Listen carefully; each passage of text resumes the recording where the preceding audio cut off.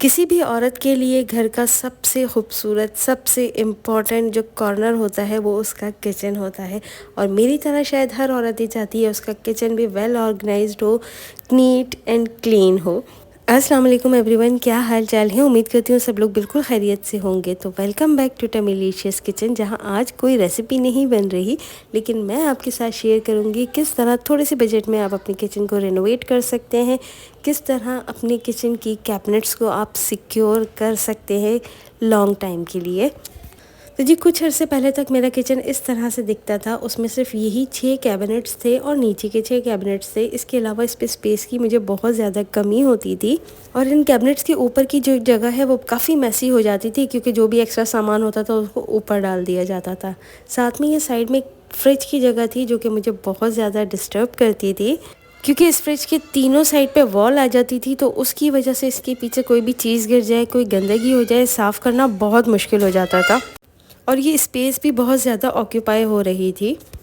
तो बस फिर मैंने यहाँ से फ्रिज को बाहर निकाल दिया था और मेरे पास कुछ पुरानी शीट्स पड़ी हुई थी, कुछ ये ऑलरेडी कैबिनेट बने हुए थे और मैंने नई शीट्स मंगवा के इसको कैबिनेट्स करवा दिए हैं। यहाँ पर पूरा काउंटर को एक्सटेंड कर दिया था, ऊपर भी सारे कैबिनेट्स बनवा दिए थे और इनमें अब ये शीट्स जो है ये हो गई थी मल्टी कलर की, क्योंकि कुछ ऑलरेडी पहले से लगी हुई थी। जो पहले से लगी हुई थी वो भी ऑलरेडी 2 कलर की थी। जो ब्राउन आपको नज़र आ रहा है ये ब्राउन नहीं था, ये भी ग्रीन और वाइट थी।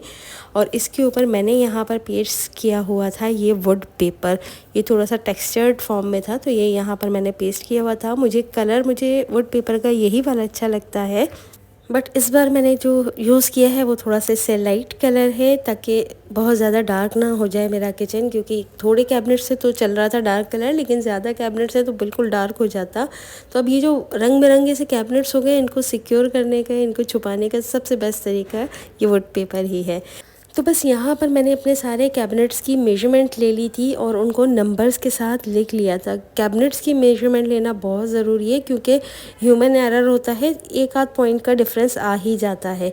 तो ये जो वो कलर था जो मैंने सेलेक्ट किया है ये थोड़ा सा लाइट कलर में है और ये ऊपर से शाइनी होता है, वाटर रेजिस्टेंट होता है, ये बिल्कुल ख़राब नहीं होता और ये आपके कैबिनेट्स को बहुत ज़बरदस्त तरीके से प्रोटेक्ट करता है। सेल्फ एडहेसिव होता है और इसकी जो बैक है इसके ऊपर ये ग्राफ बना होता है जो कि आपको मेजरमेंट में बहुत ज़्यादा हेल्प करता है। स्ट्रेट लाइंस में ये कट जाता है।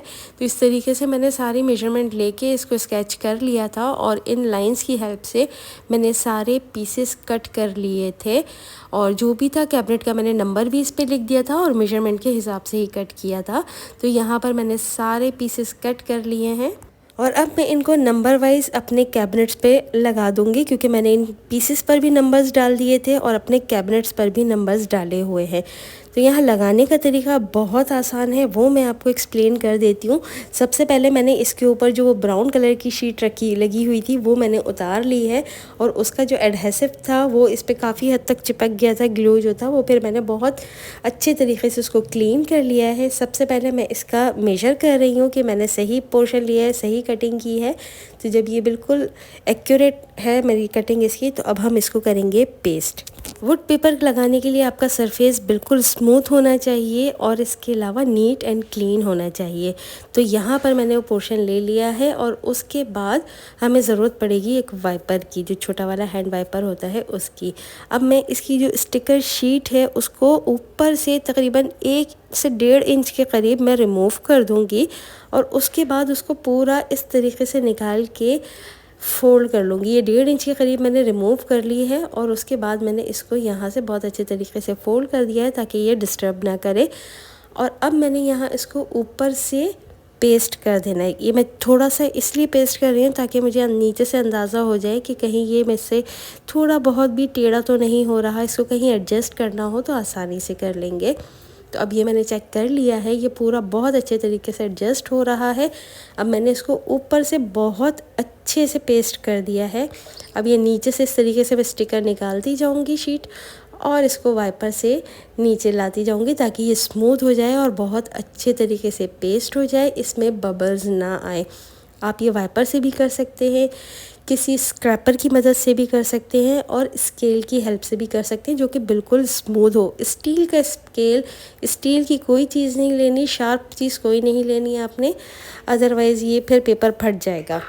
और इसको हम नीचे तक स्मूथ कर देंगे। इन केस इसमें बबल आ जाता है तो आपने कुछ नहीं करना, सुई की हेल्प से इसको प्रिक कर देना है और बस वो सारी हवा निकल जाएगी।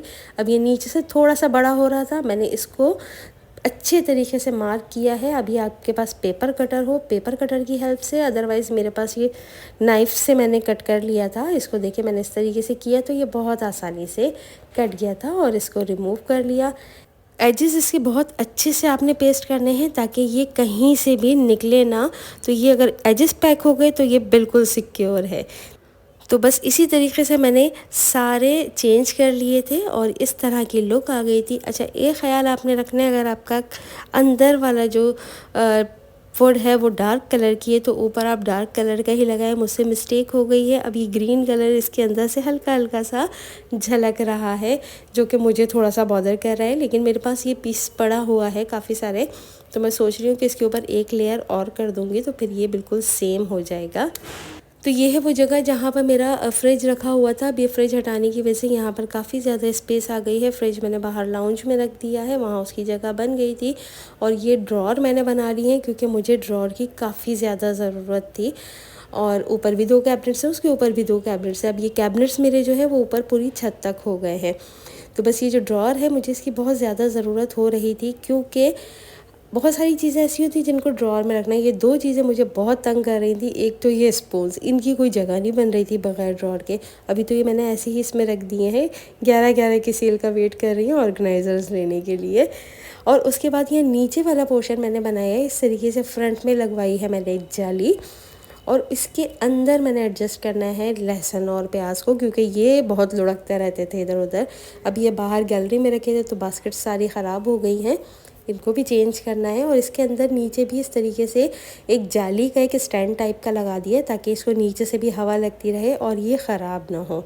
तो ये थी मेरी आज की वीडियो। आई होप कि आपके लिए थोड़ी बहुत इन्फॉर्मेटिव रही होगी। वीडियो पसंद आई है तो लाइक शेयर कमेंट करना बिल्कुल मत भूलिएगा। कोई क्वेरी हो आपकी आप मुझसे पूछ सकते हैं। इजाज़त चाहती हूँ, दुआओं में याद रखिएगा। अल्लाह हाफ़िज़।